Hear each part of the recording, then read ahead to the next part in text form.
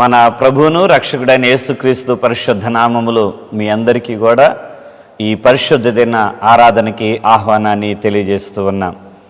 మన దేవుడు ఎంతైనా నమ్మదగినవాడు. ఆయన నమ్మకమైన దీవెనలు మన మీద కృమ్మరించబడుతూ ఉన్నాయి. ఆయన కృపాక్షేమాలు నీకు నాకు మనకి తోడయుండి నడిపిస్తూ ఉన్నాయి. ప్రియ సహోదరి సహోదరుడా, ప్రియ సంగమా, ఉత్సాహముతో ఆనందముతో సంతోషముతో ఎవరికి ఇవ్వని భాగ్యాన్ని నీకు నాకు అనుగ్రహించిన ఆ ప్రభుని ఆరాధించడం, ఆ ప్రభుని స్తుతించడం. చాలామంది నిర్లక్ష్యంగా ఉంటూ ఉన్నారు. దయచేసి నిర్లక్ష్యమును విడిచి ప్రభుని ఆరాధిద్దాం.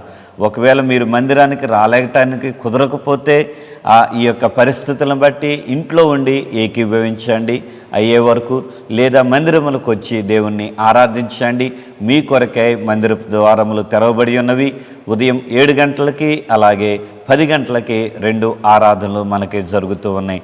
మరి ప్రభువుని మనం స్తుతించుదామా, ప్రభువుని గణపరచుదామా? అందరూ తలలు వంచి కొన్ని నిమిషాలు ప్రభు వైపు మనం చూద్దాం.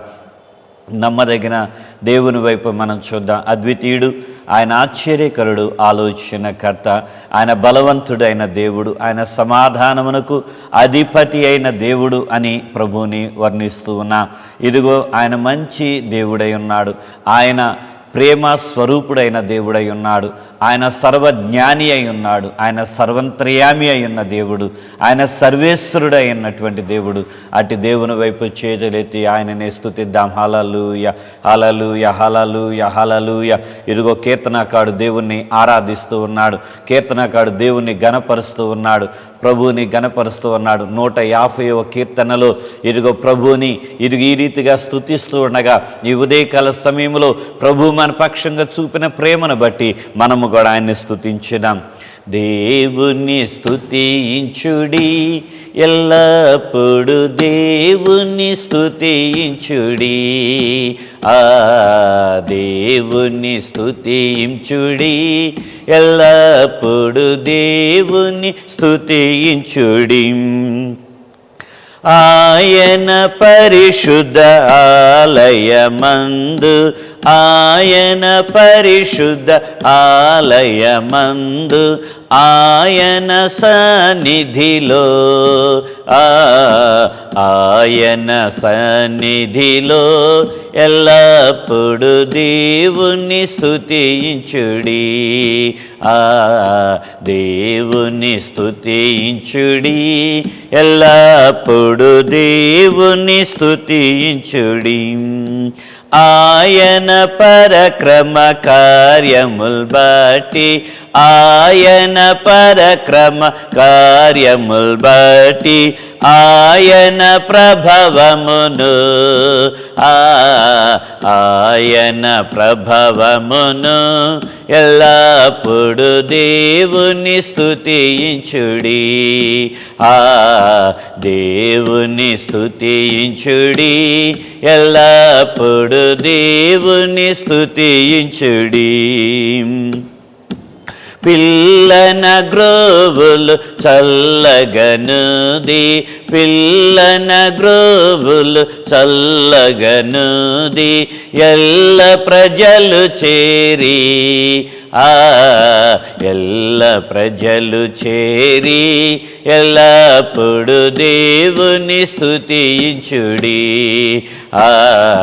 దేవుని స్తుతించుడి, ఎల్లప్పుడు దేవుని స్తుతించుడి. సకల ప్రాణులు యెహోవాను స్తుతించుడి, సకల ప్రాణులు యెహోవాను స్తుతించుడి. హల్లెలూయా, ఆమేన్, హల్లెలూయా, ఆమేన్. ఎల్లప్పుడు దేవుని స్తుతించుడి,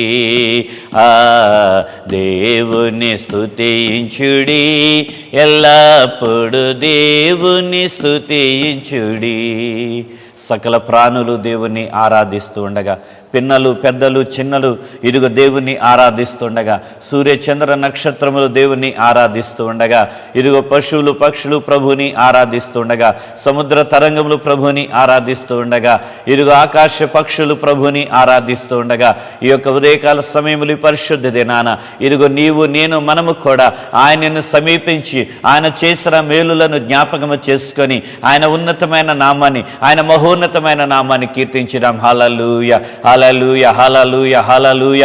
పరిశుద్ధుడా నీకు వందనాలు, మహోన్నతుడా నీకు వందనాలు, సర్వశక్తుడా నీకు వందనాలు, సర్వాధిపతి నీకు వందనాలు అయా. జీవము కలిగిన దేవా నీకు వందనాలు, జీవింప చేయుచున్న దేవా అయా నీకే స్తుతి మహిమ ఘనత అయా ప్రభావములు చెల్లిస్తూ ఉన్నా నాయన. ఇదిగో నీవు మా జీవితాల్లో చేస్తూ ఉన్న ప్రతి మేలుని బట్టి, ఆశ్చర్యమైన కార్యాలను బట్టి నీకు వందనాలు చెల్లిస్తూ ఈ దినాన ప్రభువా ఇదిగో నీ వాక్యము ద్వారా మాతో మాట్లాడి మా జీవితాల్లో కట్టమని నాయన, ఇదిగో మమ్మల్ని మీరు రాకడకు ఆయత్తపరచమని ఈ ఉదయకాలపు నైవేద్యాన్ని నజరేయుడైన యేసు పరిశుద్ధ నామములో మీకే సమర్పించుకొనుచున్నాము పరమ తండ్రి. ఆమేన్. Praise the Lord. దేవునికి మహిమ కలుగును గాక. మరి సమయంలో ఒక ప్రత్యేకమైన పాటని మనము విందాము, చూద్దాము. ఇది 2021 సంవత్సరం, అనగా ఈ సంవత్సరము మన జనవరి 1వ తారీఖున దేవుడు మనకిచ్చిన వాగ్దానంతో దేవుడు అనుగ్రహించిన పాట ఉన్నది. మరి పాట రాయటానికి ప్రభు కృప చూపారు. మరి దీన్ని బ్రదర్ రాజు, ఎన్ఎస్ రాజు ఆయన ట్యూనింగ్ చేసి మ్యూజిక్ కంపోజ్ చేసి ఈ యొక్క యూట్యూబ్లో అప్లోడ్ చేస్తూ ఉన్నాం. మరి ఈ పాట మనకెంతో దీవెనకరం. ఈ వాగ్దానం మన జీవితంలో, మన బిడ్డల జీవితాల్లో ప్రభు నెరవేర్చాడు. నేనును నిన్ను కాపాడేదను. ఎప్పుడు? శోధన కాలంలో కాపాడతానన్న దేవుని యొక్క వాగ్దానాన్ని జ్ఞాపకం చేసుకొని ధైర్యము కలిగిన ఆత్మను అనుగ్రహించే, ధైర్యపరిచే దేవుని స్తుతిస్తూ ఈ పాట ద్వారా ప్రభువుని మహిమపరుచుకుందాం. అందరం కూడా దేవుని స్తుతిద్దాం.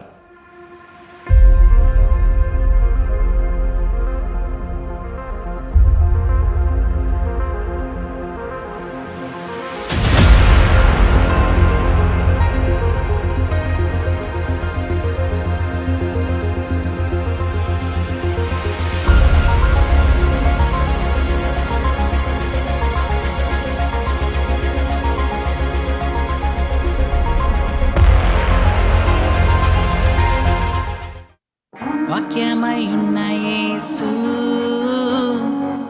చెప్పుచున్న మాట, చెవి గలవాడు వినుగాక.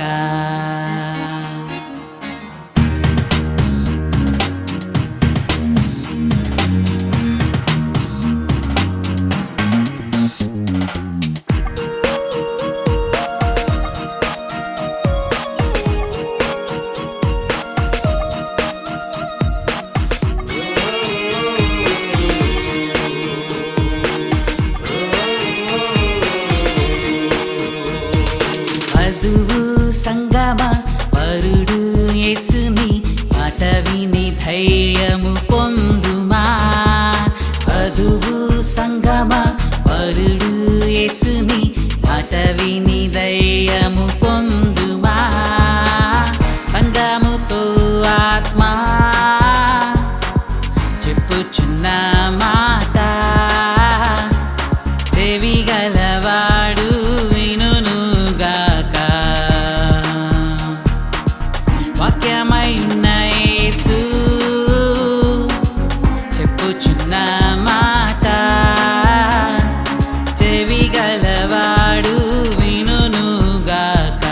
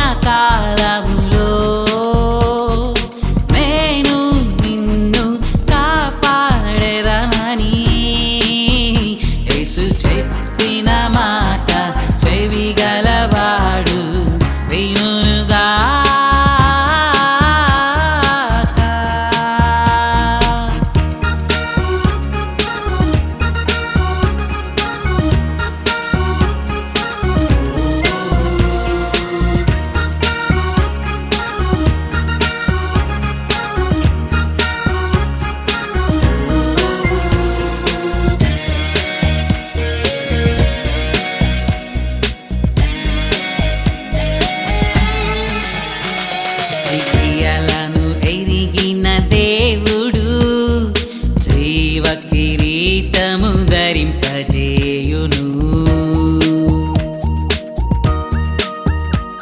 నీ క్రియలను ఎరిగిన దేవుడు జీవ కిరీటము ధరింపజేయును. నూతనమైన పేరు అనుగ్రహించును, నూతన జీవమును అనుగ్రహించును. మేఘారుడై రానయున్న యేసుని మాట విడువక ప్రేమించే యేసుని మాట శోధన కాలములో నేను నిన్ను కాపాడెదనని యేసు చెప్పిన మాట చెవిగలవాడు వినుగాక.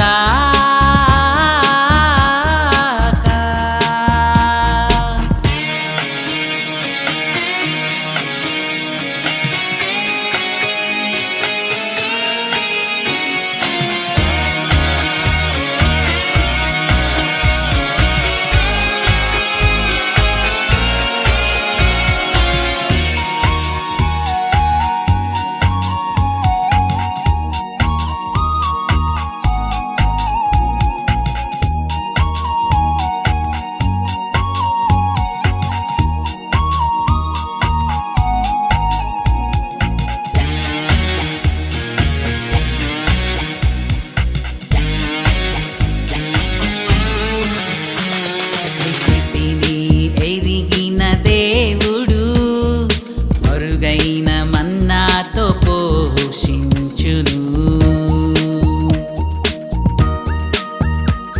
నీ స్థితిని ఎరిగిన దేవుడు మరుగైన మన్నాతో పోషించును. నూతన ఆత్మను అనుగ్రహించును, నూతన అధికారం అనుగ్రహించును.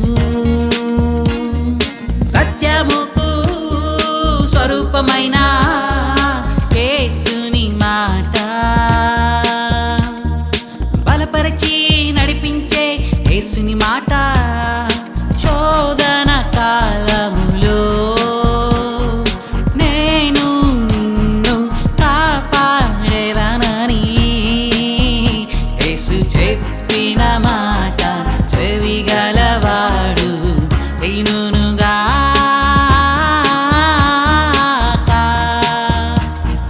వధువు సంగమ వరుడు యేసుని మాట విని ధైర్యము పొందుమా.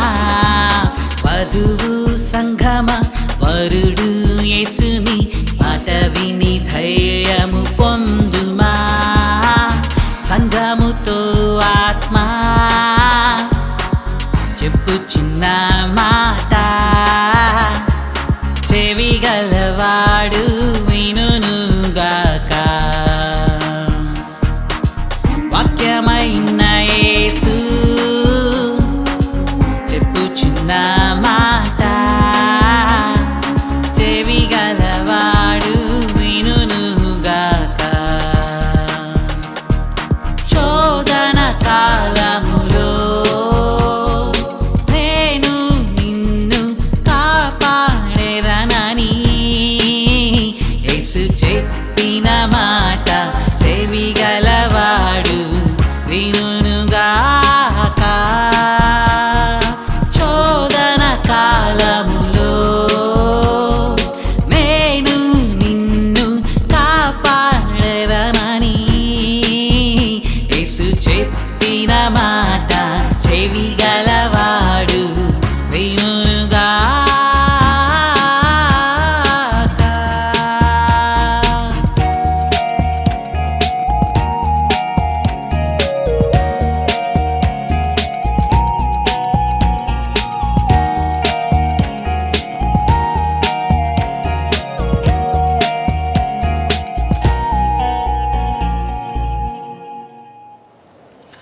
Praise the Lord. ప్రభువుకే మహిమ కలుగును గాక.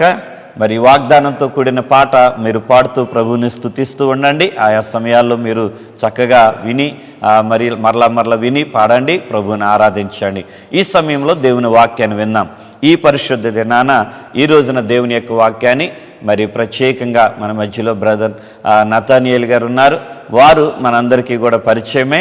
మన సంఘానికి వారి సభ్యులుగా ఉండి వారు కుటుంబం వస్తూ ఉన్నారు. మన చర్చ్ ఎదురుగానే వారు బిల్డింగ్లో ఉంటూ ఉన్నారు. వారు బైబిల్ కాలేజీలో టీచింగ్ కూడా చేస్తూ ఉన్న మంచి ఉపాధ్యాయులు. దేవుని యొక్క పరిచర్యలో ముందు కొనసాగుతూ ఉన్నారు. వాక్యాన్ని చక్కగా విపులంగా చెప్పగలిగిన గొప్ప దేవుని సేవకులై ఉన్నారు. వారి దినాన మనకు వర్తమానాన్ని అందిస్తూ ఉన్నారు. వారికి సమయాన్ని ఇస్తూ వారిని ప్రేమతో ఆహ్వానిస్తూ ఉన్న దేవుని యొక్క వాక్యాన్ని వారు అందిస్తుండగా ప్రార్థన పూర్వకంగా మన ధ్యానం చేసుకొని ప్రభువుని స్తుతిద్దాం. మన ప్రభువును రక్షకుడైనటువంటి యేసుక్రీస్తు నామమున మీ అందరికి కూడా శుభములు తెలియజేస్తూ ఉన్నాను. మరి ప్రభు ఇచ్చినటువంటి యొక్క మంచి అవకాశాన్ని బట్టి దేవునికి స్తోత్రాలు. అలాగే మరి అవకాశం ఇచ్చినటువంటి పాస్టర్ గారికి వందనాలు తెలియజేస్తూ ఉన్నాను. ఈ సమయంలో మనం దేవుని యొక్క వాక్యాన్ని ధ్యానం చేద్దాం. ధ్యానం చేయడానికి ఫిలిప్పీలు రాసినటువంటి పత్రిక నుంచి మనం ధ్యానం చేస్తాం. ముఖ్యంగా ఈ దినం నేను ఫిలిప్పీలు రాసినటువంటి పత్రికను 4 విషయాల్లో మరి క్లుప్తంగా మీకు మరి అందించాలని ఆశిస్తూ ఉన్నాను. ఫిలిప్పీలు రాసినటువంటి పత్రిక అపోస్తుడైనటువంటి పౌలు వ్రాశారు. ఆయన తన 2వ సువార్త ప్రయాణంలో ఈ పత్రికను వ్రాశారు. ఇది ఐరోపాలో మొట్టమొదటిగా స్థాపించినటువంటి సంఘంగా మనం చూస్తూ ఉన్నాం. అయితే ఈ పత్రికలో మనం ముందుగా చూసుకున్నప్పుడు ఏంటంటే మన జీవితంలో ప్రతికూలంలో, అంటే మన జీవితంలో అనేకమైనటువంటి ఇబ్బందులు వచ్చినప్పుడు, అలాగే పరిస్థితులు అనుకూలంగా లేనప్పుడు మనం ఏ విధంగా సానుకూలంగా లేకపోతే ఏ విధంగా మనం మరి ఆనందంగా జీవించగలం అని పౌలు చాలా చక్కగా దీంట్లో వివరిస్తూ ఉన్నాడు. వివరించేటటువంటి భాగంగా మొట్టమొదటిగా మనం ఏం చేయాలి అంటే ఇక్కడ పౌలు చెప్తూ ఉన్నాడు, ప్రతి ఒక్కరం కూడా ఏంటంటే సరైనటువంటి ప్రాధాన్యతలు మనం ఎంచుకోవాలి, లేకపోతే సరైనటువంటి ప్రాధాన్యతలు కలిగి జీవించాలి అంటూ ఉన్నాడు. అయితే ఇక్కడ ప్రాధాన్యతలు మనం ప్రతి దినం కూడా ఎంచుకుంటూనే ఉంటాం.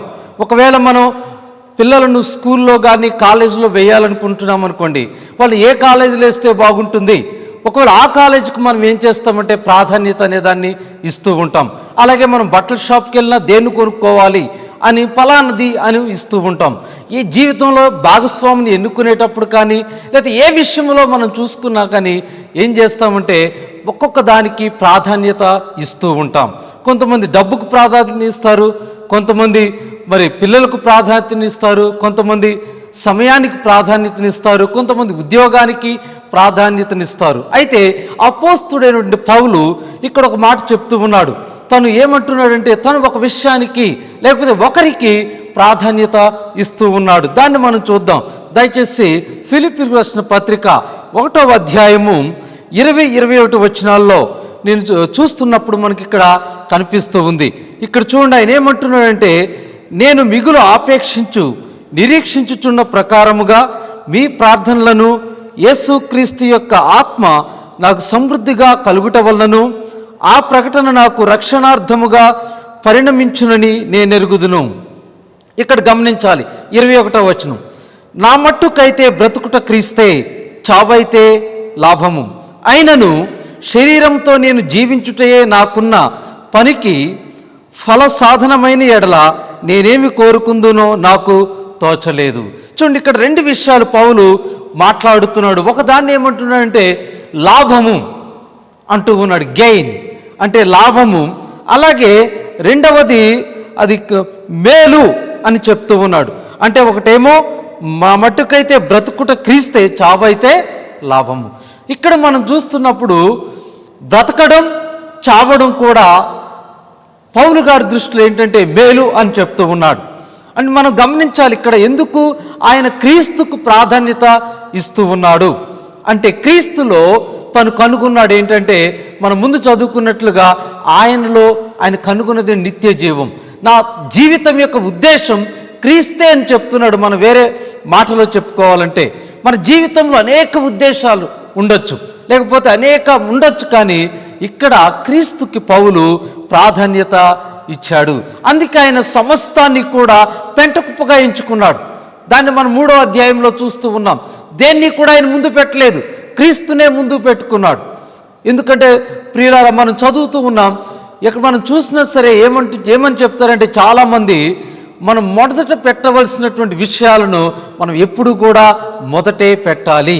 అప్పుడే మన జీవితంలో మనం విజయాన్ని సాధించగలుగుతాం. ఒకవేళ మొట్టమొదటి స్థానంలో ఉంచవలసినటువంటి విషయాలు మనం మొట్టమొదటి స్థానంలో ఉంచకపోతే ఏమవుతుందంటే అవి తప్పుగా వెళ్ళిపోతూ ఉంటాయి. జీవితంలో మనం సాధించలేం ఏది కూడా. అందుకే పౌలు తన జీవితంలో అనేకమైనటువంటి ఇబ్బందుల్లో కూడా, చెరసాలలో ఉండి కూడా, మరి అనేకమైనటువంటి వ్యాధులతో బాధపడుతున్నా కూడా ఆయన ఏమంటున్నాడు, ఒక మాట అంటున్నాడు, మొట్టమొదటి ప్రాధాన్యత నేను క్రీస్తుకే ఇస్తాను. ఎందుకంటే నా జీవితంలో క్రీస్తే ముఖ్యము, ముందే ఉండాలి. కాబట్టి ప్రియులారా, మొట్టమొదటిగా మనం గమనించాలి, ఫిలిప్పీ పత్రికలో 1వ అధ్యాయంలో తను ప్రాముఖ్యంగా చెప్పేది ఏంటంటే, క్రీస్తే మన ప్రాధాన్యత. మన జీవితంలో ఎన్నున్నా సరే క్రీస్తుకి ఇవ్వాలి. ఒకటి, క్రీస్తుకి ఇవ్వాలి అంటే ఏంటి? ఆయన చెప్పింది మనం చేయాలి, ఆయన్ని మనం అనుసరించాలి. అదే విషయాన్ని 2వ అధ్యాయంలో పౌలు గారు చెప్తూ ఉన్నాడు. 2వ అధ్యాయంలో ఆయన చెప్పేది ఏంటంటే, సరైనటువంటి ఉద్దేశాలు కలిగి ఉండాలి. సరైనటువంటి ఉద్దేశాలు కలిగి ఉండాలి. ఉద్దేశము అంటే ఇక్కడ పౌలు గారి యొక్క ఉద్దేశం ఏంటంటే, ఆయన చెప్తూ ఉన్నాడు, నేను క్రీస్తుని అనుసరిస్తాను అని చెప్తున్నాడు. తన జీవితంలో క్రీస్తుని ఒక నమూనాగా పెట్టుకున్నాడు. He is the pattern of my life. నా జీవితం యొక్క మాదిరి లేకపోతే నమూనా ఎవరంటే క్రీస్తే.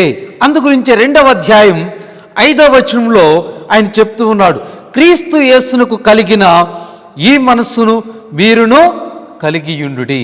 చూడండి, ఎంత మంచి మాట అక్కడ చెప్తూ ఉన్నాడు. ఎందుకు కలిగి ఉండాలి అని అక్కడ వివరిస్తూ ఉన్నాడు.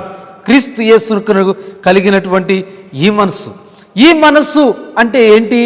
అక్కడ ఏం చెప్తున్నాడంటే, ఆయన ముందు దేవుని స్వరూపము అయి ఉండి కూడా ఆయన ఏం చేశాడంటే, దేవునితో సమానముగా ఉండుట విడిచిపెట్టకూడని భాగ్యమని ఎంచుకొనలేదు. కానీ అంటే క్రీస్తు తన యొక్క స్థానాన్ని విడిచిపెట్టాడు. క్రీస్తు తను ఎక్కడైతే మరి ఉన్నాడో, దేవునిగా ఉన్నాడో, దాన్ని విడిచిపెట్టి మనలాగా ఉండడానికి శరీరధారి అయి ఈ లోకానికి వచ్చాడు. ఈ లోకానికి రావడమే కాదు, ఆయన రిక్తునుగా చేసుకున్నాడు. అంతేకాదు, ఆయన శిలువపై మరణించాడు. అంతేకాదు కానీ ఆయన సమాధి చేయబడ్డాడు. 3వ దినాన మరలా లేపబడ్డాడు. అంటే దేవుడు తనను హెచ్చించాడు. చూడండి, దీంట్లో మనం క్రీస్తు ఎందుకు ఎవరైనా బలవంతం చేశారా ఆయన్ని?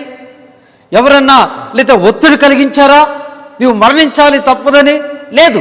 క్రీస్తు ఏం చేశాడంటే తనకు తానుగా స్వేచ్ఛగా ఆయన ఇష్టపూర్వకంగా తనకు తాను శిలువపై మరణించాడు. తను ఇష్టపూర్వకంగా దాన్ని చేశాడు. ఎందుకంటే దేవుని యొక్క చిత్తాన్ని చేయడానికే.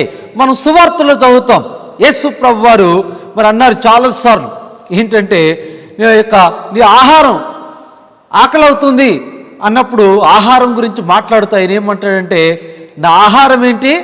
ఆయన అన్నాడు, దేవుని యొక్క చిత్తాన్ని చేయడమే నా ఆహారము అని చెప్పాడు.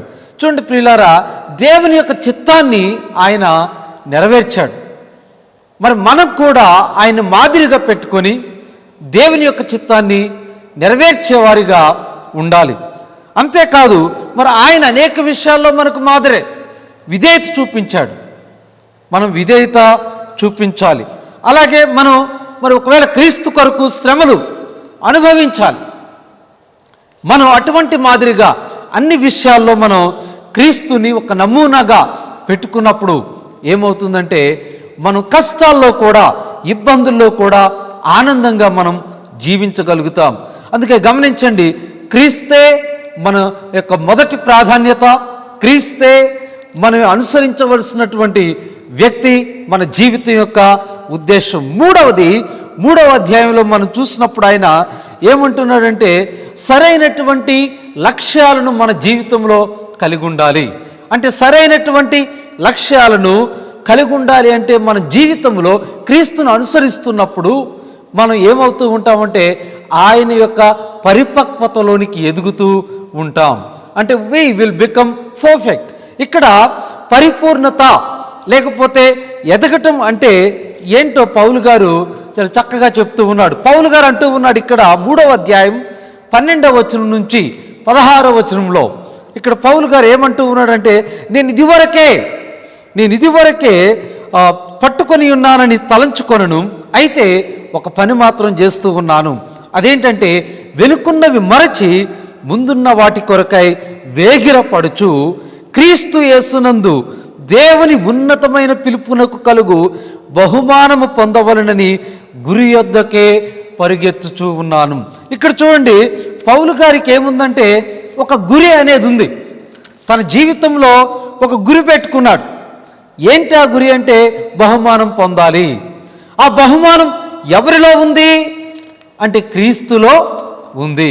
కాబట్టి మనం జీవితంలో ఏంటంటే సరైనటువంటి లక్ష్యాలు కలిగి ఉండే ఒక లక్ష్యం ఏంటంటే ఆ బహుమానాన్ని పొందాలి. అంటే పరిపక్వతలోకి మనం ఎదగాలి, క్రీస్తు యొక్క అనుభవంలోకి మనం రావాలి. ఏదో మనం అప్పుడో ఇప్పుడో అడపా అక్కడ ఇక్కడ చదివితే వస్తామా బైబిల్ని? కాదు, మనం అనుదినం బైబిల్ని మనం ధ్యానం చేయాలి. అనుదినం మనం ఈరోజు చాలు, నేను చాలా ఎదిగాను, ఒక వాక్యం నేర్చుకున్నానని కాదు. పౌలు గారు అలా అంటే ధర్మశాస్త్ర పండితుడు, ఆయన పరిసయ్యులకే పరిసయ్యుడు, ఆయన అన్ని విషయాల్లో కూడా అందరికంటే ముందున్నవాడు.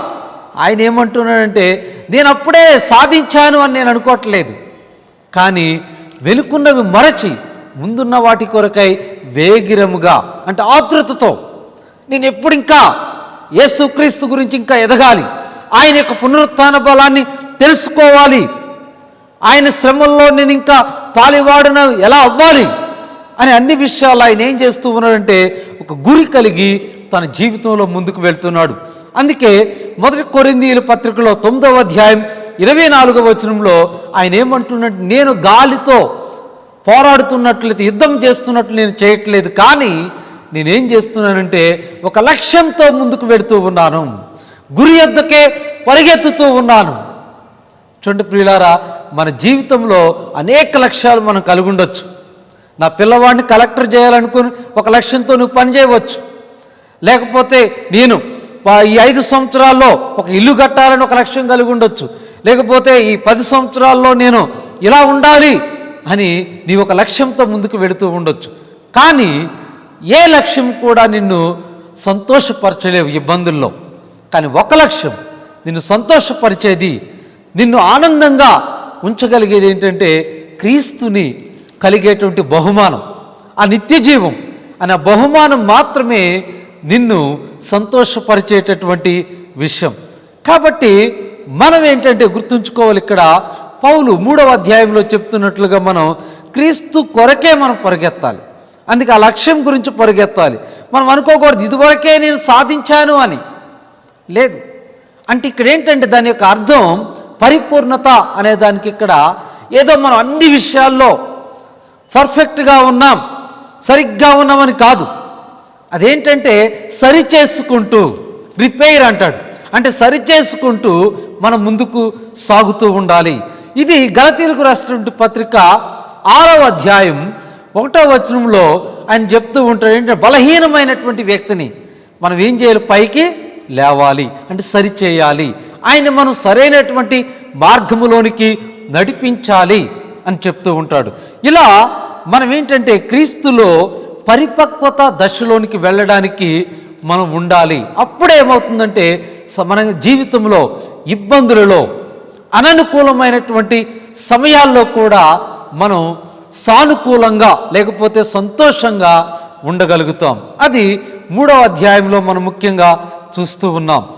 4వది ప్రాముఖ్యమైనటువంటి విషయం పౌలు గారు చెప్పేది ఏంటంటే మనకు సరైనటువంటి మూలకాన్ని మనం ఎన్నుకోవాలి. ముఖ్యంగా ఇక్కడ ఏమంటున్నాడంటే మనకు సరైనటువంటి బలం ఎక్కడ నుంచి వస్తుందో చెప్తూ ఉన్నాడు. అంటే రైట్ సోర్స్ ఆఫ్ స్ట్రెంగ్త్, మనం బలం ఎక్కడ పొందుకుంటాం, ఎలా పొందుకుంటాం అనే విషయాన్ని 4వ అధ్యాయంలో పౌలు గారు చక్కగా చెప్తూ ఉన్నాడు. ఇక్కడ మన బలానికి కారణం ఎవరు అంటే మనం అనుకోవచ్చు, నా బలానికి కారణం, ఒకవేళ మీరు అనుకుంటారు, కొన్నిసార్లు పిల్లలు అడుగుతూ ఉంటారు, ఏమంటే నాకు బలం రావాలి అంటే నాకేం కావాలంటే బూస్ట్ కావాలని అడగొచ్చు, లేకపోతే ఇంకొకటి కంప్లైంట్గా తాగితే బాగుంటుంది అనుకోవచ్చు, లేకపోతే వేరే విధంగా ఇంకొకటి అయితే నాకు బలం వస్తుంది అనుకోవచ్చు. కానీ పౌలు గారు 4వ అధ్యాయం 12వ వచనం 13వ వచనం మనం చూస్తున్నప్పుడు ఆయన చెప్తూ ఉన్నాడు. 12వ వచనం చదువుతున్నాను చూడండి ఒకసారి.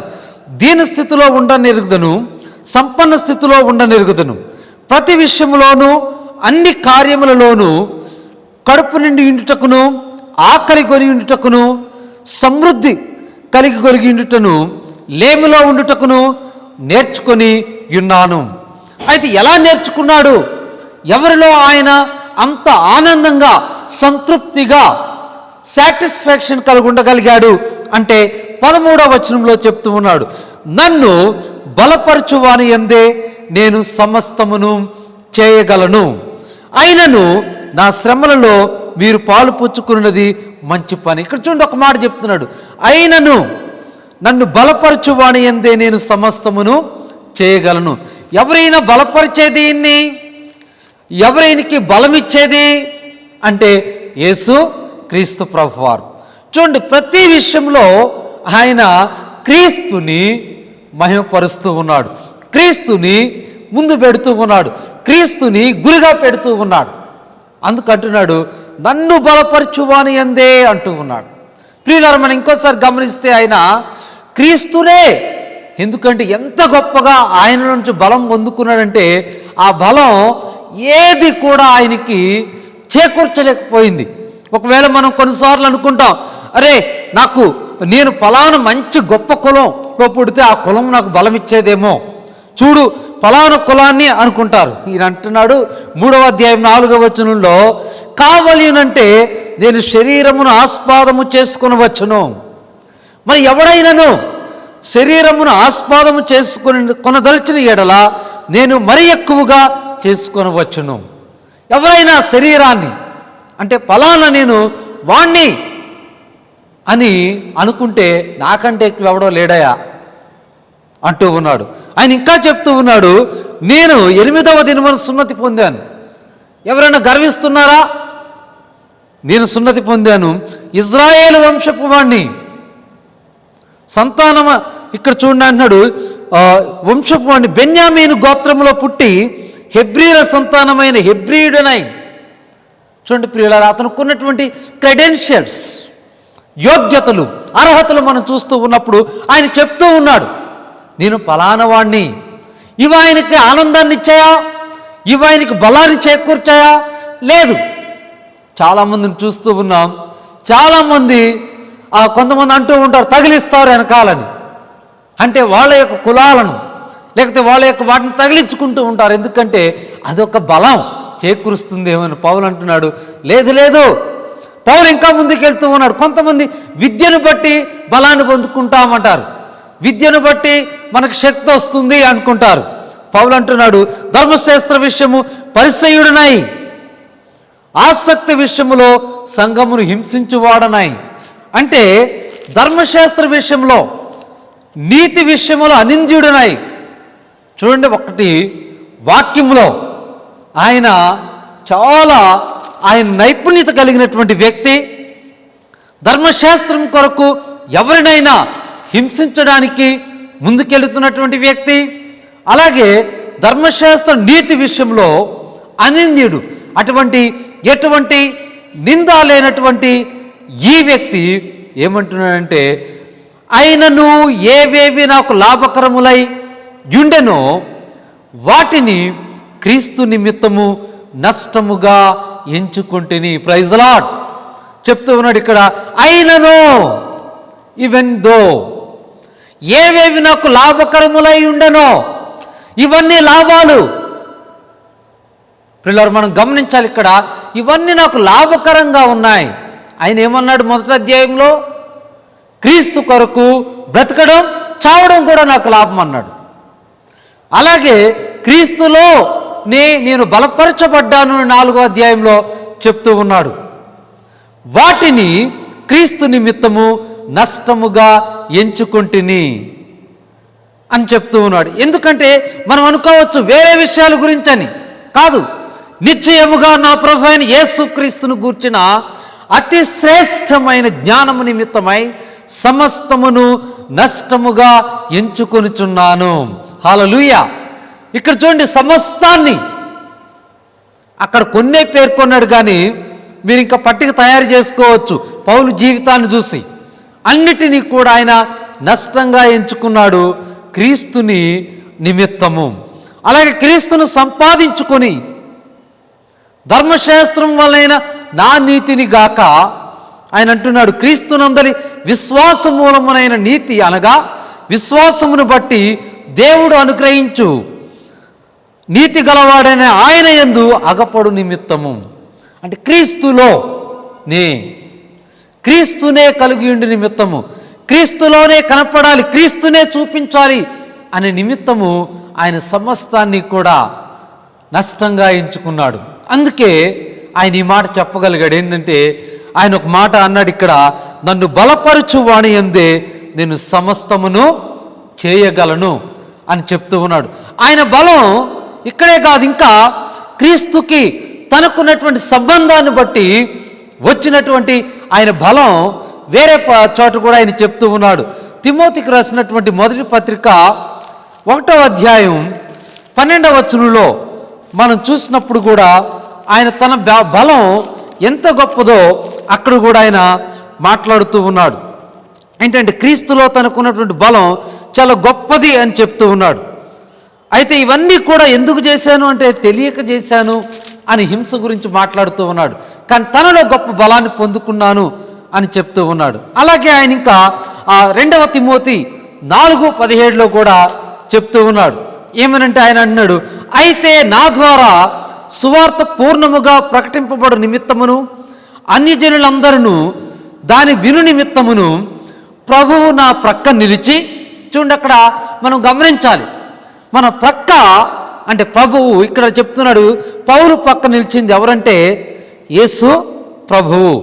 ఫుట్నోట్లో మనం గమనించినట్లు మూల భాషలో ఏమనుంది అక్కడ, నా పక్షమున ఉండి. ప్రియులారా, మనం గమనించాలి, ఇక్కడ మన పక్షాన నిలబడి ఉండేది ఎవరు అంటే దేవుడే. మన పక్షాన వ్యాజ్యము చేయవాడు ఆయనే, మన పక్షాన యుద్ధము చేయవాడు ఆయనే, మన పక్షాన న్యాయము చేయవాడు ఆయనే, మన పక్షా నుండి సమస్తము చేయవాడు ఆయనే. అందుకన్నాడు, నా పక్షమున ఆయన నిలిచి నన్ను బలపరచను గనుక. ఇక్కడ చూడండి, మళ్ళా చెప్తున్నాడు, అక్కడ నన్ను బలపరచువాని యందే నేను సమస్తమును చేయగలగన్నాడు. ఇక్కడ నన్ను బలపరచను కనుక నేను సింహము నోట నుండి తప్పింపబడి తిని. మరి ఆ సింహం అంటే అది భౌతికమైనటువంటి సింహమా, లేకపోతే అంత భయంకరమైనటువంటి పరిస్థితులలో నుండి తను తప్పించబడ్డాడు. మనం పౌలు యొక్క జీవితంలో మొట్టమొదటిగా తను క్రీస్తులోనికి వచ్చినప్పుడు మనం గమనించినప్పుడు అపోస్తుల కార్యంలో మొట్టమొదటి పౌలుని చూసి అందరూ భయపడేవాళ్ళు.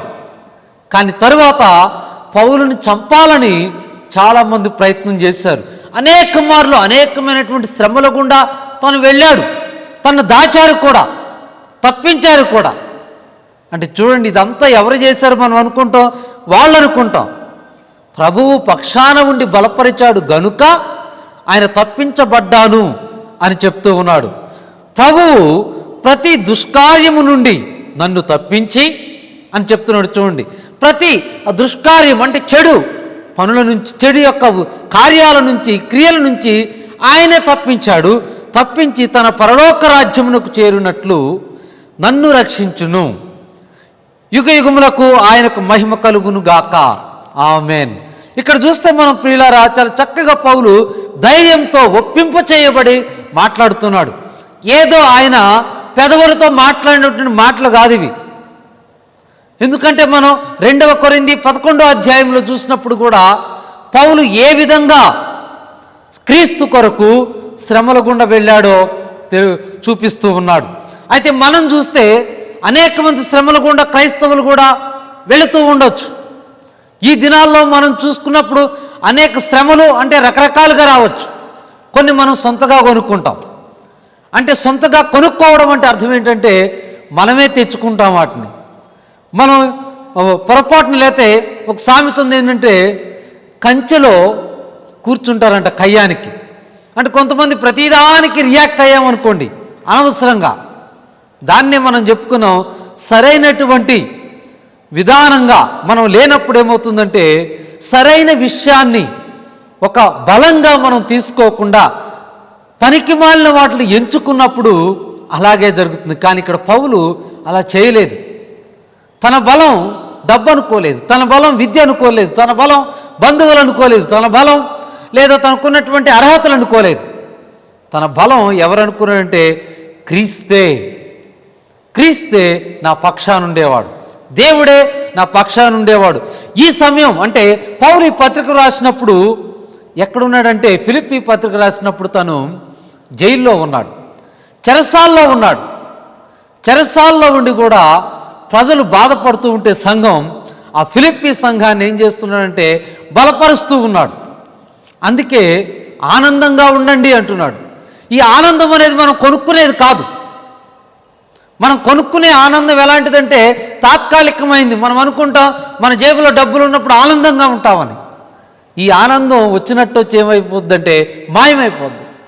అందుకే ఒకరు అంటారు, ఏమంటారంటే జేబులో డబ్బుల్ని ఆకాశంలో మబ్బులు నమ్మకూడదు. ఎందుకంటే అవి ఎప్పుడు వస్తాయి ఎప్పుడు పోతాయి ఎవరికి కూడా తెలియదు.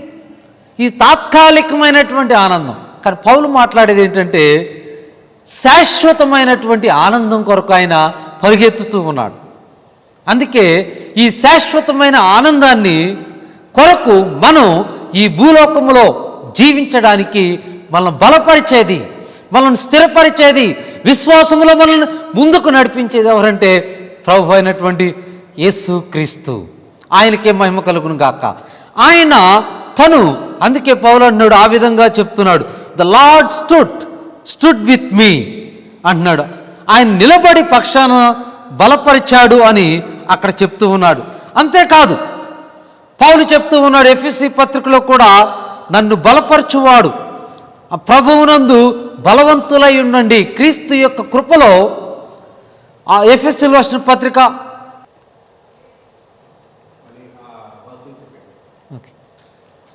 ఎఫెసీలకు రాసినటువంటి పత్రిక 6వ అధ్యాయం 10వ వచనంలో పౌలు చెప్తూ ఉన్నాడు, క్రీస్తు యేసునందు కృపలో బలవంతులై ఉండండి. అక్కడ కూడా చూడండి, క్రీస్తునందు క్రీస్తునందు క్రీస్తునందు.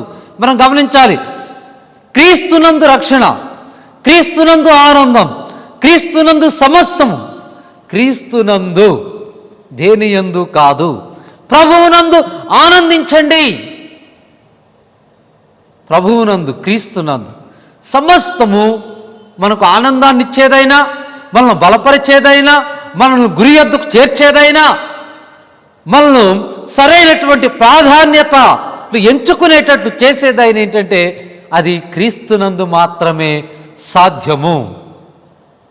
అది ఫిలిప్పీలకు రాసినటువంటి పత్రికలో పౌలు చాలా స్పష్టంగా చెప్తూ ఉన్నాడు దాన్ని.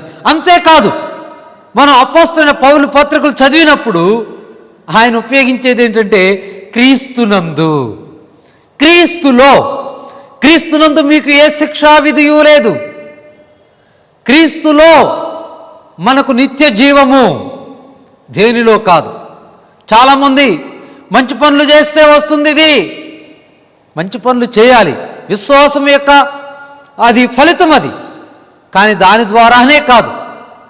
మరి ఇంకొకటి చేస్తే అనుకుంటారు, కాదు. అందుకే చూడండి ఇక్కడ పౌలు ఏం చేస్తుందంటే తన్ను తాను క్రీస్తులో నిమగ్నం చేసుకుని ఉన్నాడు. ఆయన నిద్ర లేపితే క్రీస్తే అంటాడు. నీ గురేంటి అంటే, ఆయన జీవిత ఉద్దేశం ఏంటి అంటే క్రీస్తే అంటాడు. నువ్వు దేని కొరకయ్యా పాటుపడుతున్నావు, పరుగులు తీస్తున్నావు, ఆతృత పడుతున్నావు అంటే క్రీస్తు కొరకే. ఎన్నో ఇబ్బందులు వచ్చినా, ఎన్నో శ్రమలు వచ్చినా, ఎన్నో కష్టాలు వచ్చినా, వ్యాధి వచ్చినా, ఇంకోటి చెప్పినా కొరింథీ పత్రిక 2వ కొరింథీ పత్రికలో అంటాడు 12వ అధ్యాయంలో ప్రార్థన చేస్తాడు, ప్రభువా దీన్ని నన్ను నా దగ్గర నుంచి తొలగించు, లేకపోతే ఈ బలహీనతను తీసివేయని.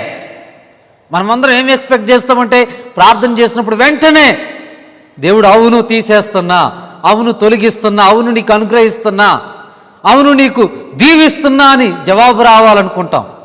కానీ పౌలు గారికి ఇంత సేవ చేసిన పౌలు గారు, ఇంత క్రీస్తులో బలపడి ఉన్న పౌలు గారు, ఇంతలా క్రీస్తు కొరకే ఆతృత పడుతున్న పౌలు గారికి దేవుడిచ్చిన సమాధానం, నా కృప నీకు చాలును. My grace is sufficient for you. నా కృప నీకు చాలును. మనమైతే ఏమంటాం చెప్పండి? ఆ కృప ఎంత గొప్పదంటే చాలా గొప్పది. ఆ కృప వలనే మనం ఉన్నాం. పౌలు అంటాడు, నేనేమై ఉన్నానో అది నీ కృప వలనేనయ్యా. అంటే ఆయన యొక్క ఇచ్చినటువంటి ఆ చూపిన కృపే. కాబట్టి ప్రియమైనటువంటి సంగమా, ఈ సమయంలో మనం గుర్తుంచుకోవాలి, నీవు ఏ శ్రమల గుండా వెళ్తున్నావో నేను చూడలేకపోవచ్చు, లేదా నాకు తెలియకపోవచ్చు, వినలేకపోవచ్చు. కానీ నీవు ఏ పరిస్థితి గుండా వెళుతున్నావో తెలిసినటువంటి వ్యక్తి, ఎరిగినటువంటి వ్యక్తి, సమస్తమును చూస్తున్న వ్యక్తి, అంతకు మించి మన పక్షాన నిలబడి మనలను బలపరుస్తున్న వ్యక్తి, మనలను ప్రోత్సహిస్తున్న వ్యక్తి, మనలను ఆనందంగా ఉండాలి అని మనల్ని ఎప్పుడూ కూడా బలపరుస్తున్న వ్యక్తి ఉన్నాడు అని మనం గమనించుకోవాలి. ఆయనే ప్రభు అయినటువంటి యేసు క్రీస్తు. ఆ యేసు క్రీస్తులో ఉన్నప్పుడే సమృద్ధైనటువంటి ఆనందం మనకుంటుంది. అందుకే ప్రియులారా, మనం మొదటి అధ్యాయంలో మనం నేర్చుకున్నట్టు, మనం సరైనటువంటి ప్రాధాన్యతలు కలిగి ఉన్నప్పుడు సమృద్ధైనటువంటి, లేకపోతే పుష్కలంగా మనం ఆనందంగా జీవించగలుగుతాం. శ్రమల్లో కూడా, ఇబ్బందుల్లో కూడా, ఇరుకుల్లో కూడా, అన్ని సమయాల్లో కూడా. అలాగే రెండవది మనం నేర్చుకున్నాం, మనం సరైనటువంటి ఆ యొక్క మాదిరిగా ఏ వ్యక్తినైతే మనం పెట్టుకుంటామో అప్పుడే మన జీవితంలో సమృద్ధైన ఆనందాన్ని కలిగి ఉంటాం.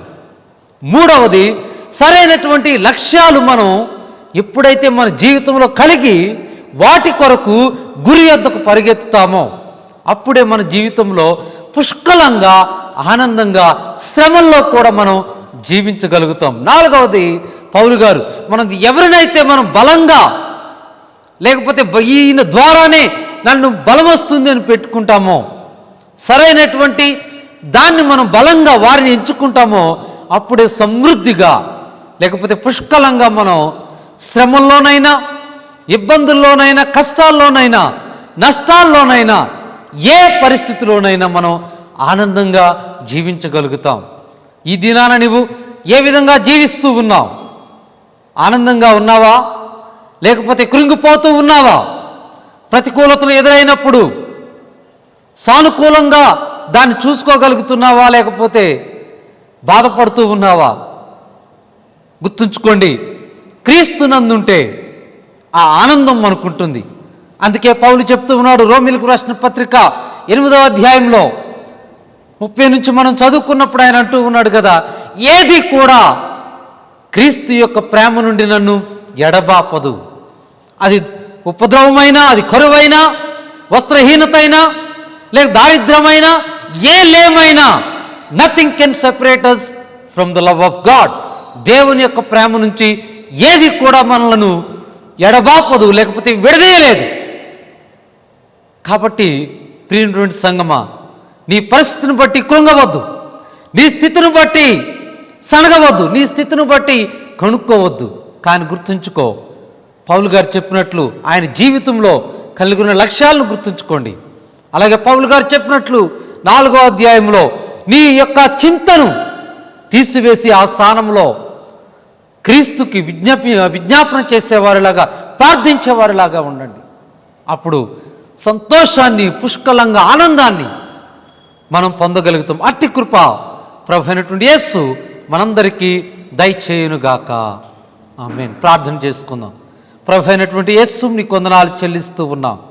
ఈ సమయంలో ఫిలిప్పీలకు రాసినటువంటి పత్రిక నుంచి మీరు నాతో మా అందరితో మాట్లాడినందుకు వందనాలు. అవును ప్రభువా, అనేకమైనటువంటి క్లిష్ట పరిస్థితులు మాకు ఎదురైనప్పుడు, శ్రమల్లో వెళుతూ ఉన్నప్పుడు, కష్టాల్లో వెళుతూ ఉన్నప్పుడు, వ్యతిరేకతలు మాకు ఎదురైనప్పుడు, వ్యక్తిగతంగా, కుటుంబపరంగా, సంఘపరంగా, సమాజపరంగా మీరున్నారు మా పక్షాన, మీలోనే మాకు ఆనందం అని మాకు ఫిలిప్పీల ద్వారా, పత్రిక ద్వారా మాకు జ్ఞాపకం చేసినందుకు మీ కొందనాలు చెల్లిస్తూ ఉన్నాం. ప్రభువా, నీవే మా పక్షా నుండి మమ్మల్ని బలపరుస్తున్నందుకు నీ కొందనాలు. నిన్నే ప్రభువా, నీకే ప్రాధాన్యత ఇచ్చేటట్లు, నిన్నే మాదిరిగా పెట్టుకునేటట్లు, నీవే లక్ష్యంగా నడుచుకునేటట్లు, నీవే ప్రభువా మాకు బలానికి కారణమని గుర్తెరిగి ఉండేటట్లు, జీవించేటట్లు సహాయము దయచేయమని యేసు నామమున అడిగి వేడుకొనిచున్నాము తండ్రి. Amen, amen. దేవుడు మిమ్మల్ని దీవించును గాక. ప్రార్థన, ముగింపు ప్రార్థన చేసుకున్నాం. ఇప్పటి వరకున్న వాక్యాన్ని బట్టి ప్రభు వైపు మనం చూద్దాం. తన సేవకులతో ఏకీభవించి మనం ప్రార్థించాం. అలాగే మరొకసారి ఈ పరిశుద్ధ దినాన ప్రభుని స్తుతిద్దాం. సర్వకృపానిధువైన మా పరలోకపు తండ్రి, సర్వేశ్వరుడైన మా గొప్ప దేవా, నీకు వందనాలు, స్తుతులు, స్తోత్రాలు చెల్లించుకుంటూ ఉన్నాం. నీవు మా దేవుడుగా ఉన్నావు, మా ప్రభుడుగా ఉన్నావు, మా రక్షకుడుగా ఉన్నావు, మా యజమానుడుగా ఉన్నావు. నీ వాక్యం ద్వారా మాతో మాట్లాడి ఉన్నావు. మీ దాసులను అభిషేకించి, ఇదిగో ఈ యొక్క అంత్య దినాలలో మాకు ఏది అవసరమై ఉన్నదో అట్టి నీ వాక్యము ద్వారా మా విశ్వాసాన్ని స్థిరపరుస్తూ, మా నిరీక్షణకు ఆధారమై ఉన్నటువంటి మా ప్రభు, నీ నిత్య రాజ్యానికి సిద్ధపాటు కొరకై మమ్మల్ని దర్శించినందుకై నిన్ను స్తుతిస్తూ ఉన్నాం. అయ్యా, ఇదిగో ఆన్లైన్ ద్వారా, అలాగే గుప్పులిప్పి అయ్యా పంపిస్తున్న కానుకలను బట్టి, అయా మందిరానికి వచ్చి అర్పిస్తున్న అర్పణను బట్టి నీకు వందనాలు. మా బిడ్డల అర్పణలు మీరు అంగీకరించి వారి లేమిని కలిమిగా మీరు ఆశీర్వదించండి. అలాగే వారికి కావలసిన ఆరోగ్యాలు దయచేయండి, ప్రతి అనారోగ్య పరిస్థితులు దూరపరచండి. అయ్యా, ఇదిగో రాబోయే దినాల్లో మరి చిన్న బిడ్డల మీద ఎరుగు నాయన మరి ఈ యొక్క వైరస్ సోకుతూ ఉన్నదని అయ్యా చెబుతుండగా మేము ప్రార్థిస్తూ ఉన్నాం. మా ప్రార్థన మీరు అంగీకరించి మమ్మల్ని సిద్ధపరచండి. దేవా, మా బిడ్డల చుట్టూ నీ భద్రతను ఉంచండి. దేవా, ఈ వైరస్ ఎవరికి సోకకుండా బయటకు వెలుచు వచ్చున్న వారితో మీ సన్నిధిని ఉంచండి. మీరే మహిమను పొందమని నీ కృపాస్థలకు అప్పగిస్తూ, అయా ఈ యొక్క యూట్యూబ్ ఛానల్ ద్వారా, ఫేస్బుక్ ఛానల్ ద్వారా ఏ బిడ్డలైతే వాక్యాన్ని విని అయా నిన్ను స్తుతిస్తూ ఉన్నారో వారి కుటుంబాలను మీ మెండైన దీవెనతో నింపి నీ రాకడకు ఆయత్తపరిచి వారి ప్రతి అవసరతలు తీర్చి ఆరోగ్యపరంగా, ఆత్మీయంగా, ఆర్థికంగా దీవించి వర్ధల చేసి నీ రాకడకు సిద్ధపరచమని మా ప్రభువును రక్షకుడు అయిన యేసు నామములు ఈ మనవులు అడిగి పొంది ఉన్నాం పరమ తండ్రి. ఆమేన్. పరలోకమందున్న మా తండ్రి, నీ నామం పరిశుద్ధపరచబడును గాక, మీ రాజ్యము వచ్చును గాక, నీ చిత్తము పరలోకమందు నెరవేరుచున్నట్లు భూమి యందు నెరవేర్చబడును గాక. మా అనుదిన ఆహారం నేడు మాకు దయచేయండి. మా ఎడల అపరాధములు చేసిన వారిని మేము క్షమించిన ప్రకారము నేడు మా అపరాధం మీరు క్షమించండి. మమ్మ శోధనలకు తేక దుష్టుని తప్పించుము. రాజ్యము, బలము, మహిమ నిరంతరము నీవైనవి తండ్రి. ఆమేన్. యెహోవా నిన్ను ఆశీర్వదించి నిన్ను కాపాడునుగాక. యెహోవా తన సన్నిధి కాంతి నీ మీద ప్రకాశింపజేసి నిన్ను కరుణించునుగాక. యెహోవా తన సన్నిధి కాంతి నీ మీద ఉదయింపజేసి నీకు సమాధానము కలుగజేయునుగాక. మన తండ్రి అయిన దేవుని ప్రేమ, మన రక్షకుడైన యేసుక్రీస్తు వారి కృప, పరిశుద్ధాత్మ యొక్క నిత్య సన్నిధి ఇప్పుడును ఎల్లప్పుడును ఆయన నిత్య మహిమరాజ్యము చేరు పర్యంతము సదాకాలం మనందరికీ తోడై ఉండి ఆయన రాకడకు మనల్ని ఆయత్తపరచునుగాక. ఆమేన్, ఆమేన్, ఆమేన్. Praise the Lord. మీ అందరికీ వందనాలు. ఈ దినాన వాక్యాన్ని అందించిన బ్రదర్ నతానియేల్ గారికి వందనాలు చెల్లిస్తున్న. దేవుడు వారిని, వారి కుటుంబాన్ని ఆశీర్వదించాలని మీ అనుదిన ప్రార్థనలో వారి కొరకు ప్రార్థించండి. మరి ప్రతి శుక్రవారం సాయంత్రం 7 గంటలకి, ప్రతి ఆదివారం ఉదయం 10 గంటలకి మీకు ఇలాగ యూట్యూబ్ ఛానల్లో వర్తమానాలు వస్తున్నాయి. అలాగే మందిరము కూడా తెరవబడుతున్నది. మరి రాగలిగిన వారందరూ కూడా మందిరానికి వచ్చి ప్రభుని ఆరాధించాలని మిమ్మల్ని ప్రేమతో ఆహ్వానిస్తున్నా. మన ఉద్యోగాలకు వెళ్తూ ఉన్నాం, అలాగే ఆయా పనులకు వెళ్తూ ఉన్నాం, అన్నీ చేస్తూ ఉన్నాం, కానీ మందిరానికి రావడానికి వెనకడుగు వేస్తూ ఉన్నాం. దయచేసి అలా నిర్లక్ష్యంగా లేకుండా ఆయన మందిరానికి రండి. దేవుడు మిమ్మల్ని దీవించునుగాక. May God bless you.